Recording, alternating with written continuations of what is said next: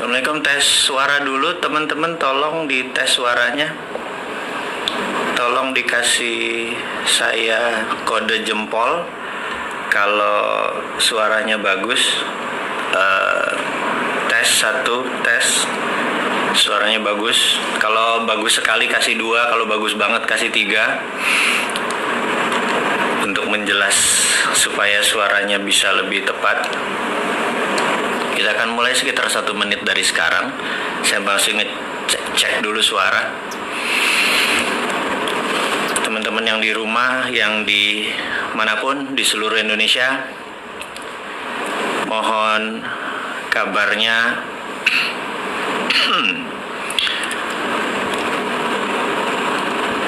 Oh, ada yang kasih 3 jempol, ada yang kasih 4 jempol. Suaranya berarti udah oke ya. Berarti kita akan sebentar lagi kita akan on air.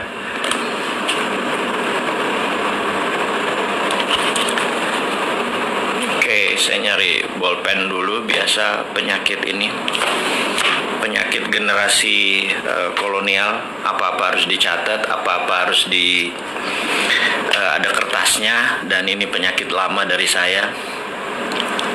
Saya selalu apa-apa bawa buku, jadi di sini ada buku, ada bolpen gitu ya, untuk teman-teman bisa, untuk saya bisa mengupdate.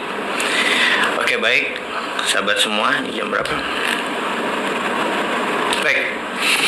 Oke, Assalamualaikum warahmatullahi wabarakatuh. Dimanapun sahabat Indonesia berada, salam NKRI garis lucu. Selalu semangat, selalu sukses buat Anda, dan tidak lupa di momen halal bihalal melalui udara ini saya menyatakan selamat Idul Fitri. Mohon maaf lahir batin jika kesontoloyoan saya membuat orang tersinggung, membuat buzzer turun gunung, mendadak menyerang semua gitu ya. Kepada buzzer dan kepada haters saya juga ucapkan mohon maaf lahir batin, karena tanpa Anda saya tidak berada di posisi seperti ini. Jadi kalau fans, saya nggak yakin saya punya banyak penggemar. Yang ada adalah orang-orang yang mungkin mengikuti saran-saran saya saja, bukan sebagai fans. Sahabat semua, kita akan mulai dengan pengumuman dulu sebelum topik acara kita hari ini. Topik acara hari ini adalah old system doesn't work, gitu ya. Kira-kira terjemahan bebasnya adalah sistem yang lama itu nggak pernah berjalan dengan baik. Jadi sebelumnya ada pengumuman dulu dari panitia, dari Bisnis Hack, dari teman-teman yang mensupport saya selama ini. Sudah tahun keempat. Luar biasa kalian semua. Dan saya juga mengucapkan kepada seluruh organisasi saya yang bermitra dengan saya, baik langsung dan tidak langsung, selamat Lebaran, mohon maaf lahir batin semuanya. Pengumuman nomor 1 adalah buku Mardigu mulai didistribusikan adalah awal Juni. Jadi bagi mereka yang sudah memesan, mohon maaf kemarin terhambat karena masalah Lebaran, dan sekarang sudah bisa didistribusikan. Juga video narasi Road to Billionaire yang ada subliminal programnya, ini juga sudah bisa didistribusikan mulai awal Juni ini. Dan buku baru yang mengkritik kaum milenial yang nggak punya akhlak, yang nggak punya attitude, yang nggak punya integritas. Bukannya salah, mereka perlu diajari. Buku baru tersebut adalah Bisnis Nggak Seanjing Itu Kawan. Ini juga sudah siap diterbitkan. Dan saya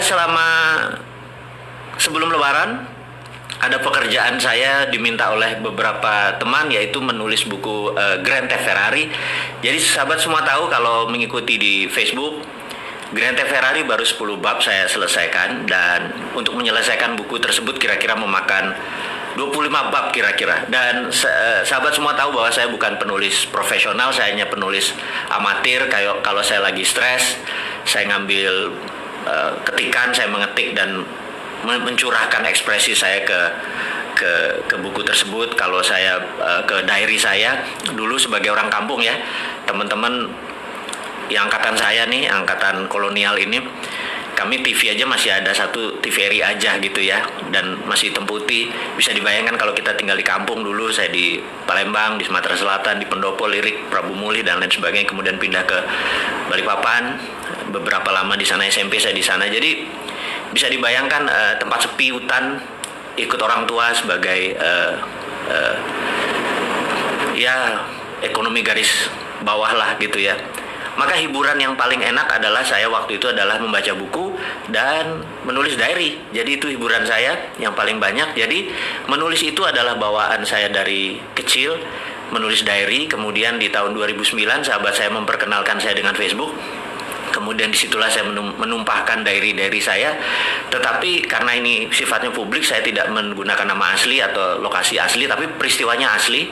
Saya tulis sedikit aja supaya niat saya cuman suatu hari cucu cicit saya melihat catatan di Facebook, di sosial media, bisa mengetahui bahwa oh kakek gue ini loser ya ternyata, oh kakek gue ini ternyata orangnya nggak pinter dan lain sebagainya, dan apapun itu menjadi catatan sejarah. Jadi saya cuma mengingatkan teman-teman semua, hati-hati dengan sosial media Anda, karena cucu Anda akan melihat gitu ya, kalau nanti mendadak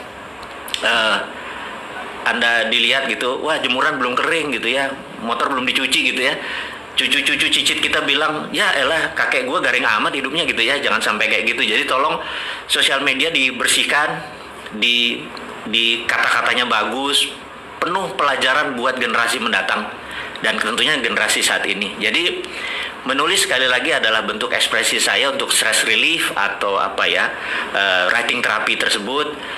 Jadi setiap hari saya menulis, sudah seumur hidup saya. Dan ketika diminta untuk menulis Grand Theft Ferrari melanjutkan, itu sebenarnya setengah memorizing karena peristiwa itu 80% adalah asli. Kemudian saya sadur, kita gunakan bahasa yang lebih populis. Juga beberapa sahabat saya tidak mau namanya ditulis dengan asli atau kejadiannya asli, saya harus edit ulang gitu ya. Terus tapi orang-orangnya ada, sahabat saya semua ada, kisah nyata tersebut. Dan yang menarik adalah ketika kemarin saya dalam perjalanan menuju ada satu sahabat saya untuk makan siang. Saya lagi makan siang, dia mengingatkan, Mas, itu Grand Theft Ferrari kalau bisa punya 3 ending. Saya bilang 3 ending gimana gitu. 3 ending tuh karena saat ini di Netflix, di segala macam itu ending itu bisa diatur. Saya bilang diatur gimana? Jadi endingnya bisa pilih, ada versi A, versi B, versi C. Maksudnya gimana? Jadi versi A happy ending, versi B tragis gitu ya. Terus versi C misalnya bersambung gitu ya. Nah, saya pikir menarik juga, kita bisa memilih endingnya sesuai dengan apa yang kita mau. Saya pikir ini genre baru gitu ya. Bagi saya jadi challenging gitu ya, menulis jadi challenging. Terus di tengah-tengah itu ada sahabat saya bilang, kenapa nggak buat film sekalian? Saya bilang, kenapa harus buat film? Kebetulan dia adalah produser dan sudah ada 18 film yang dia produserin. Namanya L gitu ya, saya nggak sebut namanya. Gue biayain deh, saya bilang, ntar dulu. Ini genrenya Grand Theft Ferrari itu bukunya adalah romance, thrill, tegang dan romance gitu ya. Wah nggak laku tuh katanya kalau model-model begitu, harus lucu. Jadi saya bilang, nah ini ada sahabat semua, ini kita belum masuk topik ya, kita cuman memberikan prolog awal bahwa Grand Theft Ferrari itu menjadi challenging buat saya.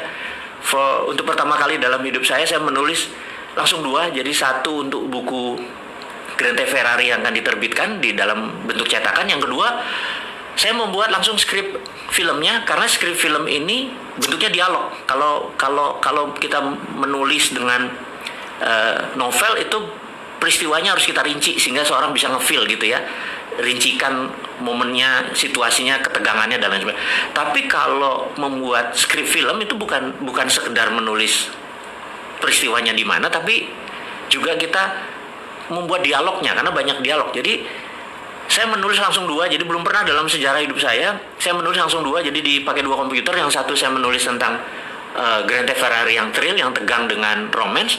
Di sebelahnya adalah skrip film yang komedi romantik gitu. Jadi saya harus ketawa, saya harus lucu, saya harus romance. Di sini saya harus romance tapi tegang gitu ya. Jadi saya menjadi punya kayak orang split personality gitu. Tapi ini challenging. Teman-teman semua mudah-mudahan nanti bisa menikmati kita diskusi kita tentang Grand Theft Ferrari, dan ini adalah the other side of seorang bosman gitu ya, seorang penulis, pembaca buku. Itu adalah cita-cita dari kecil saya, adalah ingin menjadi profesional penulis. Dan sampai saat ini saya nggak mengklaim diri saya sebagai profesional, masih penulis amatir.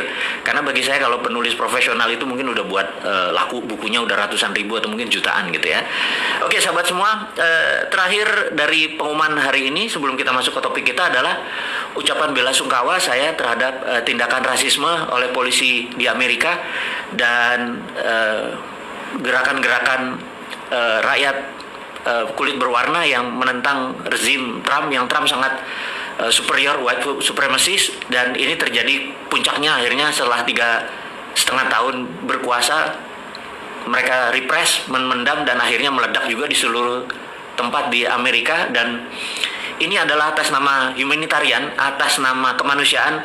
Saya pribadi mengucapkan bela sungkawa, jangan sampai itu terjadi di dunia ini lagi, karena manusia apapun rasnya, kita adalah satu rasa dan satu humanitarian, dan humanitarian itu di atas nation. Jadi sekali lagi teman-teman, humanitarian adalah hak semua manusia dan itu di atas nation. Jadi masalah human right ini saya concern sekali atau peduli sekali, terutama masalah rasisme seperti ini. Dan kemudian di China juga beberapa human right masih bermasalah. Jadi dua negara besar yang lagi bertarung itu punya masalah dengan human right, dan kita harus mengingatkan mereka semua bahwa ke depan Indonesia tidak ada boleh bermasalah dengan human right, termasuk hak manusia bebas berbicara dan lain sebagainya gitu ya. Anda bisa lihat bahwa beberapa orang yang mengkritik saya, menghujat saya, hate saya juga, saya nggak ada masalah buat sama mereka. Saya tetap mencintai mereka. Mereka adalah putra bangsa yang terbaik. Mereka juga ingin memberikan terbaik. Mungkin karena nggak kenal aja dengan saya juga nggak pernah bermasalah dengan dia, dengan masalah dengan keluarganya, bisnis kita juga nggak pernah bertabrakan. Tapi kadang-kadang ya, mungkin karena dibayar dan harganya cocok dan mereka perlu makan, jadi buzzer, jadi menerima uang tersebut.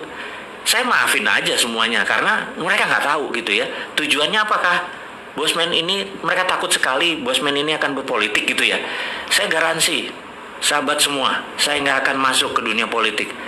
Saya hanya seorang yang banyak baca buku, saya banyak berdiskusi.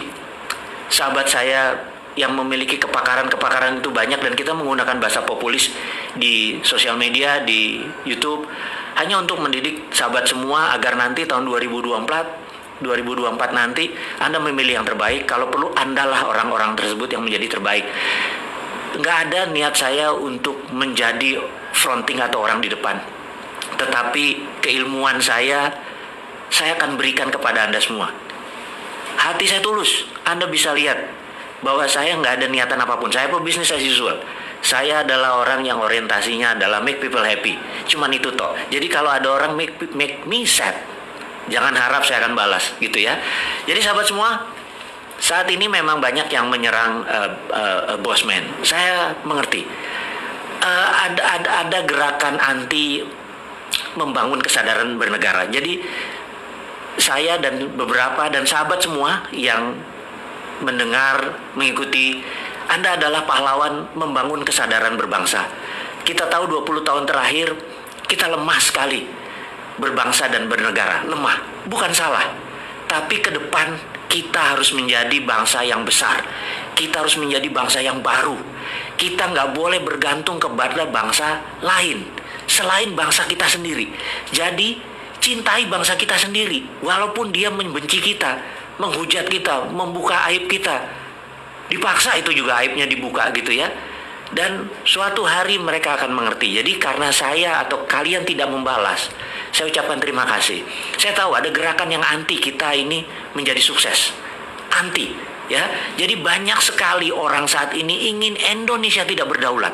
Sahabat semua, saya tahu mereka takut UNCLOS. Bayangin ya, waktu kita menyatakan bahwa nanti kita akan bayar asuransi atau bayar pajak atau apapun namanya kepada kapal-kapal niaga atau kapal perang yang melewati perairan internasional yang ada di tengah-tengah Indonesia, yang dulu dikatakan perairan internasional, padahal kalau pakai zona eksekutif ZNE atau ZEE, zona eksekutif, saya lupa lah gitulah, itu terlalu provokasi nanti saya. Lalu ada UNCLOS. Saya bilang, Bapak Ibu, sahabat semua yang menyatakan ada UNCLOS yang lewat di Indonesia melalui peraturan internasional, maka saya katakan, sewaktu kita mengatakan printing money, kita itu melawan IMF. Kita dari pertama sudah mengatakan bahwa capek kerja sama IMF itu. Yuk kita berani berdaulat dengan printing money. Caranya saya ajari. Sabar ya, saya ajari. Pasti banyak kok tim-tim yang bisa mengajari tentang modern monetary theory. Dan ini semua tentang printing money. Jadi IMF aja kita lawan. Kenapa UNCLOS nggak kita lawan? Kita harus lawan bahwa kita mau berdaulat. Jadi bagi hasil, Jo, gitu ya intinya ya. Kamu lewat kan kamu dapat untung. Bagi hasil. Tainya kamu buang di Indonesia, minyaknya kamu buang di Indonesia, kotor itu laut Indonesia. Nelayan kami jadi kehilangan laut, potensi lautnya gara-gara lu lewatin semua dengan ribuan tonase kotoran yang dibuang. Bayar asuransinya. Masa dibilang kita nggak tahu UNCLOS? Saya tahu UNCLOS. Saya baca UNCLOS. 18 tahun di dunia bidang yang sama tersebut, tahu hal-hal seperti itu. Tapi demi bahasa populis, jadi kita tidak usah membuat kata-kata yang menjadi detail, menjadi terlalu sains. Anak-anak milenial, ya, saya tahu ada seumur saya lah yang orang-orang komplain itu. Anak-anak milenial nggak baca buku. Lebih baik kita ajarkan yang ringan-ringan aja gitu ya. Kemudian kita tahu saat ini takut sekali modern monetary dijalankan oleh kita. Takut sekali bahwa kita akan menggunakan sovereign wealth fund. Ya, sekedar mengingat sahabat semua, adik-adikku mungkin ya, Anda semua di bawah saya, umurnya saya ini kolonial. Saya menyatakan bahwa saya titipkan bangsa ini kepada Anda. Saya ajarin apa itu SWF. SWF adalah Sovereign Wealth Fund. Tahun 70-an, Pak Ibnu Sutowo pernah menggunakan SWF ini. Dia dulu namanya kalau nggak salah Kuda Laut. Kuda Laut ini adalah BUMNK, Badan Usaha Milik Negara Khusus. Jadi anggap sekarang ini SKK Migas. Satuan Kerja Khusus Migas itu sebenarnya BUMNK, Badan Usaha Milik Negara Khusus. Jadi Kuda Laut adalah BUMNK di mana sebagian minyak di forward oleh Pak Ibnu Sutowo, dan uang yang diterima di depan itu untuk membangun Krakatau Steel dan beberapa industri penting, karena sekali lagi tanpa industri Indonesia tidak menjadi negara berdaulat. Jadi karena waktu itu kita nggak punya uang, kita menggunakan strategi SWF. Jadi secara jurisprudensi, secara bahasa hukum, SWF itu pernah dilakukan, dan SWF adalah pelaksanaan pengejawantahan pasal 33 dalam arti sebenarnya. Jadi kalau kita mengatakan ini adalah ekonomi Pancasila dengan mempraktekkan pasal 33, SWF itu match atau cocok. Jadi aset negara masih milik negara. Jadi contohnya gini, Freeport ya. Freeport itu ada di Grasberg misal wilayahnya misalnya. Itu 100% diambil negara saja. Kemudian Freeport ya kayak hotel operatornya saja, dia mau operate. Asal throughput, asal keluar kita bayar gitu ya. Kemudian misalnya tambang minyak, tambang batu bara dan lain sebagainya, semua milik negara. Kalau sekarang kan dia pakai swasta, dan swasta jaminan tadi yang wilayah tadi dijaminkan ke bank atau dijaminkan ke lembaga keuangan, mereka uangnya dapat di mereka kan, kita dapat dari pajak. Jadi kalau ke depan, kalau benar-benar ingin menerapkan SWF, Sovereign Wealth Fund, sebagai strategi untuk membangun ekonomi, itu bisa membuat Indonesia berdaulat. Tapi sahabat semua, ada kelompok orang yang tidak ingin SWF itu dipakai. Indonesia bisa menjadi negara berdaulat gitu ya. Kemudian lagi, kita mempromosikan TINA. TINA adalah there is no alternative. Anda bayangin, there is no alternative itu adalah sebuah gerakan ekonomi. Pada saat kita lakukan, orang nggak punya alternatif lain kecuali melakukan itu. Contoh ya, kita tahu ada 5.600 triliun uang di bank saat ini. Jadi Anda yang taruh 1 miliar di bank, ada yang 1 triliun di bank, Anda dapat deposito bunganya misalnya 50 miliar setahun. 1 miliar itu uang 1 triliun tadi Anda dapat 50 miliar. Anda bayangin, kalau seandainya TINA diterapkan, there is no alternative, di mana bunga deposito adalah 0 gitu ya, apa yang terjadi? Anda yang biasanya punya 1 miliar setahun, 50 miliar setahun, karena uang Anda banyak sekali, saya nggak tahu dapatnya dari mana, mendadak Anda nggak dapat income. Apa yang Anda lakukan? There is no alternative. Nah, karena itu nggak ada alternatif lain, uang itu keluar, setengahnya mungkin keluar, dan langsung menjadi sektor-sektor real, langsung menjadi bantu UKM, bantu tanah, langsung dia berusaha, dan itu ekonomi muter dalam seketika. Jadi sahabat semua, itu adalah TINA. Dan Ada satu hal lagi yang membuat saya sejak tahun 99 begitu IMF berdaulat, sekali lagi ya, saya ini bukan melawan IMF, saya hanya men-challenge IMF supaya kita bisa menjadi negara berdaulat. Salah satunya adalah sistem perbankan ini saat ini adalah aset based loan. Aduh, maaf ya saya sahabat semua kalau saya ngomong kecepatan saking semangatnya gitu ya. Kalau ketemu Anda semua tuh saya tuh rasanya alive gitu, karena hidup saya adalah untuk Anda semua gitu ya. Nah,